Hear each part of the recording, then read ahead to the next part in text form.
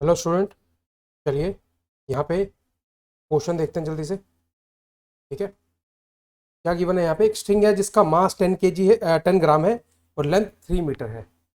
It's two ends are tied to two walls a distance D equal to 2 metre apart. यानी कि L की value दी है कि यहाँ लिख लेते हैं।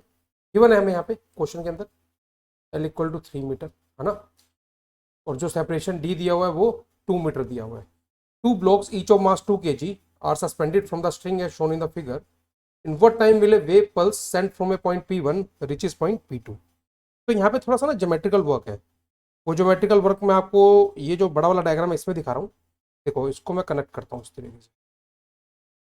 ठीक है, कर दिया। और यहाँ पे इसको कनेक्ट करता हूँ मैं इस तरीके से। ठीक है, और इस एंगल को मैं कुछ मान लेता हूँ थीटा, मान लिया। अब जो ये रोप है P1 और P2 के बीच में जो रोप है, वहाँ की कुछ टेंशन मैं कंसिडर कर लेता हूँ। क्या कंसिडर करूँ? T2 इस तरीके से एक्ट कर रही है और इधर कितनी एक्ट कर रही है? मैं मान लेता हूँ ऊपर की तरफ T1 एक्ट कर रही है। ये बात क्लियर है एकदम? ठीक है। अब और क्या हो सकता है? देखो, यहाँ पे भी इसी तरीके से मैं बनाऊंगा। जो ये लेंथ है ये तो L/2 है, ठीक है ना। तो ये जो बची हुई लेंथ है इधर वो कितनी होगी? D minus L/2 divided by 2, ये होगी ना, ये वाला पार्ट। और इधर वाला पार्ट भी क्या होगा? D minus L/2 divided by 2। इसको सॉल्व करेंगे यहाँ साइड में। चलिए यहाँ साइड सॉल्व करते हैं। D की वैल्यू 2 दी हुई है, माइनस L/2 डिवाइडेड बाई 2, तो कितना हो जाएगा? 2 माइनस 1.5 डिवाइडेड बाई 2, कितना आ जाएगा? 0.5 डिवाइडेड बाई 2, 0.25 मीटर। कितना आ गया? 0.25 मीटर। तो चलिए मैं इस डायग्राम में ही इरेज करके थोड़ा सा इसको लिख देता हूँ वैल्यूज को। ठीक है, एक साइड में लिखता हूँ, दोनों साइड में आपको बस समझाने के लिए बताया था मैंने। तो चलिए मैं P1 वाले पॉइंट पे जो मास हैंग्ड है उसी को कंसिडर करके चल रहा हूँ। और ये लेंथ हमने कितनी निकाल ली है? 0.25 मीटर। ये बात क्लियर है? कितनी आ गई? 0.25 मीटर। तो स्टूडेंट ये लेंथ कितनी आएगी? ये लेंथ कितनी आएगी ये हमें निकालनी है। तो ये लेंथ को मैं कुछ क्या कंसीडर करूँ यहाँ पे? वाई कंसीडर कर लेता हूँ। ठीक है, तो वाई का आंसर अगर निकालना है तो कैसे निकालूंगा? ध्यान से ट्रायंगल देखिए, तो वहाँ से निकल आएगा, ये आएगा L/4 का स्क्वायर माइनस 0.25 का स्क्वायर। बात क्लियर है? देखो मैं मार्क कर देता हूँ यहाँ पे कि कहाँ से मैं सॉल्व कर रहा हूँ। देखो ये L/4 है लेंथ आपकी, ग्रीन कलर से दिखा रहा हूँ। L/4 है, यह हाइपोटेनस हो गया और फिर एक ये लेंथ है यहाँ पे, है ना। अगर थीटा एंगल लेके चल रहे हो तो ये परपेंडिकुलर हो गया। तो पैथागोरस वाले कॉन्सेप्ट से मैंने वाई की वैल्यू मैं यहाँ निकालूंगा। तो कितनी आने वाली है वाई की वैल्यू? देख लेते हैं। L/4 कितना होगा? L कितना दिया होता? 3, तो 3/4 का स्क्वायर माइनस 0.25 का स्क्वायर, ये कितना आ जाएगा? 0.75 का स्क्वायर माइनस 0.25 का स्क्वायर। यहाँ तक क्लियर है?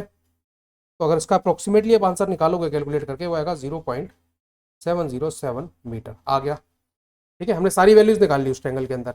अब ध्यान से देखो कि मैं क्या करने वाला हूँ। ठीक है, थोड़ा सा मैं इरेज करता हूँ दोबारा से डायग्राम में, ताकि कुछ नया लिखने के लिए हमारे पास जगह बच सके।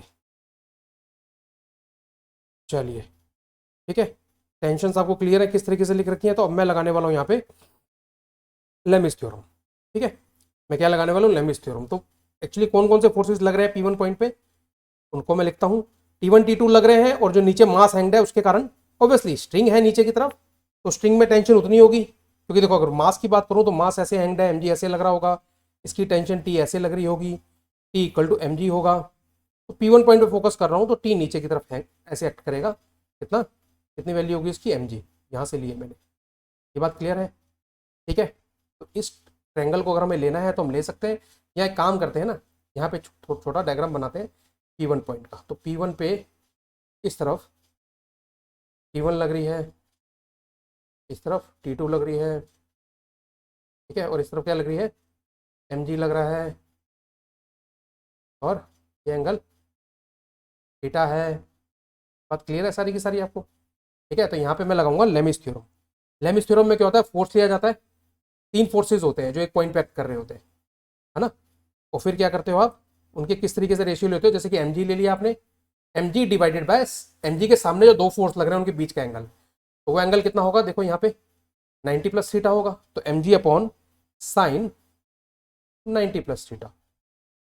ठीक है, दिस इज इक्वल टू, अब मैं और कौन सी टेंशन लूंगा, T1 नहीं लूंगा, T1 का यूज नहीं है, क्योंकि P1 और P2 के बीच में जो टेंशन T2 है उसका हम यूज करेंगे, वो निकालना है हमें। तो लिखता हूँ T2 divided by sine of, कौन सा एंगल लेंगे हम यहाँ पे, T2 के सामने जो mg और T1 के बीच में ये एंगल बन रहा होगा। ठीक है, ये कितना होगा 180 माइनस थीटा।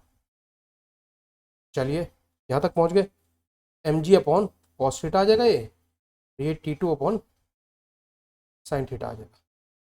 T2 कितना आ जाएगा, mg tan थीटा। ये बात क्लियर है, T2 की वैल्यू कितनी आ गई, mg tan थीटा। तो अगले पेज पे इसको कैलकुलेट कर लेते हैं। T2 की वैल्यू क्या लगी, mg tan थीटा, m कितना दिया हुआ है क्वेश्चन में, मास कितना दिया हुआ है 2 kg, सो 2 into 9.8 into tan theta. tan theta की वैल्यू कैसे लिखोगे, 0.25 डिवाइडेड बाय y की वैल्यू, है ना, उस एंगल से लिख लेते हैं 0.25 डिवाइडेड बाय 0.7078, T2 की वैल्यू आएगी। तो T2 की वैल्यू आ कितनी रही है, 6.93 समथिंग आएगी इसकी वैल्यू। मैंने सब कैलकुलेट किया हुआ है, मैं जस्ट आपको शॉर्ट में कैलकुलेशन बता रहा हूँ यहाँ पे, है ना। इसको कैलकुलेट करोगे तो 6.93 न्यूटन आ जाएगा। अब यहाँ पे हम पहले मास पर यूनिट लेंथ निकालते हैं, इसको हम म्यू लेते हैं, mu is equal to mass पर यूनिट लेंथ, इसका जो भी आपने स्ट्रिंग ली हुई है यहाँ पे, तो उसका मास क्वेश्चन में 10 ग्राम दिया है, लेंथ 3 दी हुई है, कितना आ जाएगा ये 10 ग्राम अपॉन 3 मीटर, कितना आ जाएगा 3.33 इंटू 10⁻³ kg पर मीटर में ले रहा हूँ मैं, ठीक है, इसलिए 10⁻³ लिया है।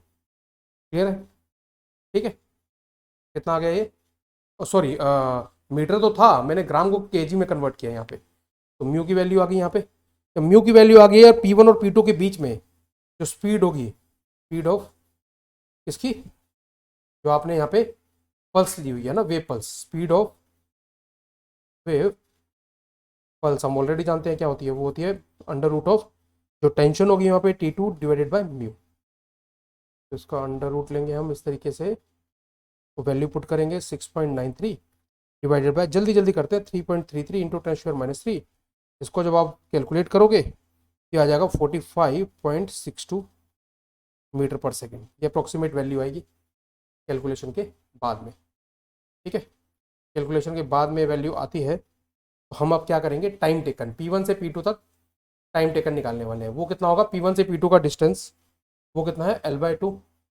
डिवाइडेड बाय वेलोसिटी, ठीक है, डिवाइडेड बाय वेलोसिटी जो हमने यहाँ पे निकाली है, स्पीड ऑफ वेव पल्स। बस इसको हमें कैलकुलेट करना है, L/2 क्या हो जाएगा 1.5 डिवाइडेड बाय V कितना हो जाएगा 45.62 हमने निकाला हुआ है, this is going to be equal to 32.9 ms यानी कि मिली सेकेंड। तो टाइम टेकन आपका आ गया 32.9 अप्रॉक्सीमेटली ms यानी मिली सेकेंड। तो option number C is the correct answer. Option number C क्या होगा आपका, वो आपका करेक्ट आंसर होने वाला है। I hope I have answered your question. Thank you very much.